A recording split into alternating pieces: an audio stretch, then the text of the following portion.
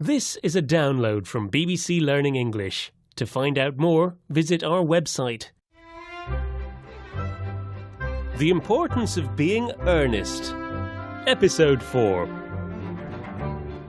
Algernon secretly managed to find out the address of Jack's house in the country, the house where he lives with Cecily.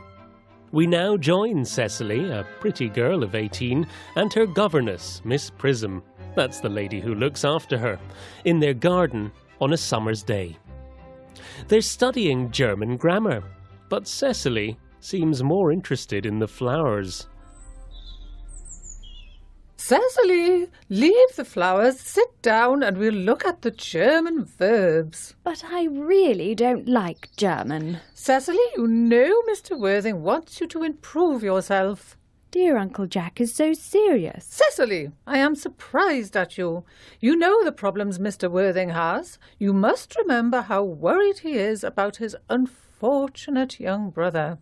I wish Uncle Jack would let that unfortunate young man, his brother, come here sometimes. Oh, Miss Prism, look who's coming. It's Reverend Chasuble. And indeed, they hadn't noticed the middle-aged man walking up the garden because they'd been talking so energetically about Jack. Reverend Chasuble, this is a pleasure. Oh, Miss Prism, I hope you're well. Miss Prism has just been complaining of a headache. I think it would be good for her to have a short walk with you in the park, Reverend. I haven't mentioned anything about a headache. No, dear Miss Prism, I know that, but I thought you had been looking like you might get one.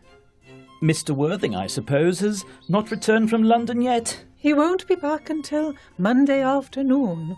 Ah, yes. He likes spending Sunday in London. He's not one of those people who spend all their time enjoying themselves. Not like that young man, his brother. I think, dear Reverend, I will have a walk with you. I find I have a headache after all, and a walk might do it good. With pleasure, Miss Prism. Cecily, you can read your economics book while I'm gone. Oh. So Miss Prism and Dr. Chasuble wander off, leaving Cecily alone. She immediately shuts her book on economics and is about to get up when Merriman, the butler, arrives. Mr. Ernest Worthing has just driven over from the station. Uncle Jack's brother. Did you tell him Mr. Worthing was in London? Yes, miss. He seemed very disappointed. He had been hoping to find Mr. Worthing at home and had been planning to stay the night. I mentioned that you and Miss Prism were in the garden.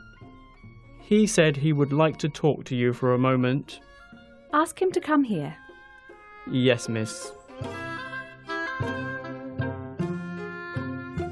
I have never met a really wicked person before. Algernon enters, looking stylish and confident. You are my little cousin Cecily, I'm sure. You are mistaken. I'm not little. In fact, I believe I'm unusually tall for my age. Oh, I'm sorry. But I am your cousin Cecily. You are Uncle Jack's brother. My cousin Ernest. My wicked cousin Ernest. Oh, I'm not really wicked at all, cousin Cecily. If you aren't, then you have been deceiving us all. I hope you haven't been leading a double life, pretending to be wicked and being really good all the time. Oh, of course, I have been rather reckless. I'm glad to hear it. In fact, now you mention it, I've been very bad in my own small way. I don't think you should be so proud of that, though I am sure it has been very pleasant. It's much pleasanter being here with you. I can't understand why you are here at all. Uncle Jack isn't back until Monday afternoon. How disappointing. I have to go back to London early on Monday morning. Well, I think you should wait until Uncle Jack arrives. I know he wants to speak to you about you emigrating. About me what? You emigrating. He's gone to London to buy you some clothes.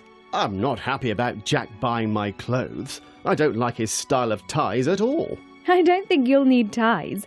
Uncle Jack is sending you to Australia. Australia? I'd sooner die. Well, he said at dinner on Wednesday night that you would have to choose between this world, the next world, And Australia. Oh, well, I haven't heard very good things about Australia or the next world. This world is good enough for me, Cousin Cecily. Yes, but are you good enough for it? I'm afraid I'm not.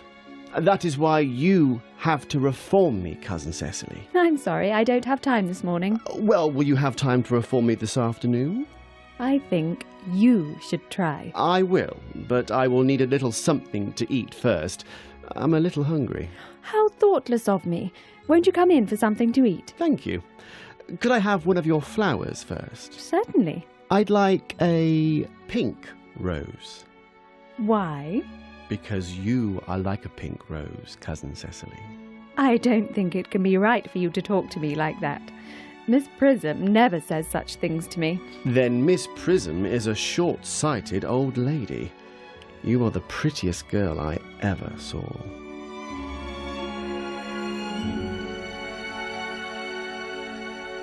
Algernon and Cecily go up to the house. Miss Prism and Reverend Chasuble, who had been walking and discussing the advantages of marriage for single men, also return home. But someone else is now walking up the garden path. It's Jack. He's back early. He's dressed in black and looking very serious. Mr. Worthing? This is indeed a surprise. We thought you were coming back on Monday.